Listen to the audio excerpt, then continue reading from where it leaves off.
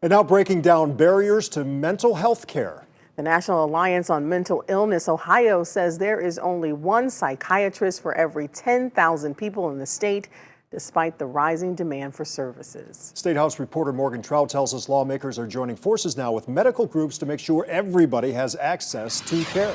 An increase in both anxiety and depression. We've been hearing it over. We're struggling. And over. We have a mental health crisis. And over again. But for Luke Russell and his daughter, their case exemplifies how difficult it is to find anybody able to help. My youngest daughter, who's 18 years old, has bipolar, and she was seeking a psychiatrist in her area.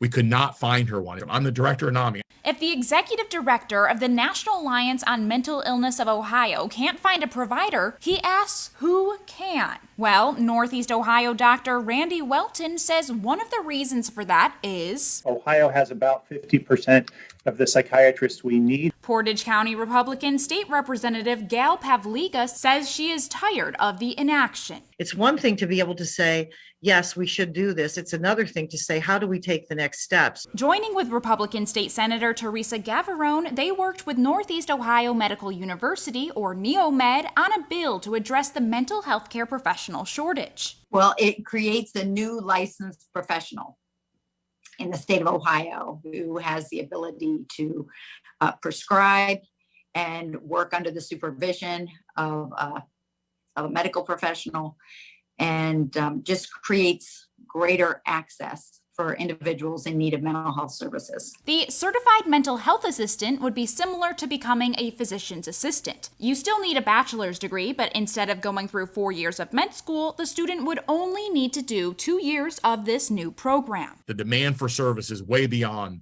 with the new people coming in to treat the folks that need the help they need. And NeoMed stepped forward with an idea that could really help us chip away at the access to care. The bill should be formally introduced next week in both the Senate and the companion bill in the House. That way the lawmakers can streamline the process. At the State House, I'm Morgan Trout reporting.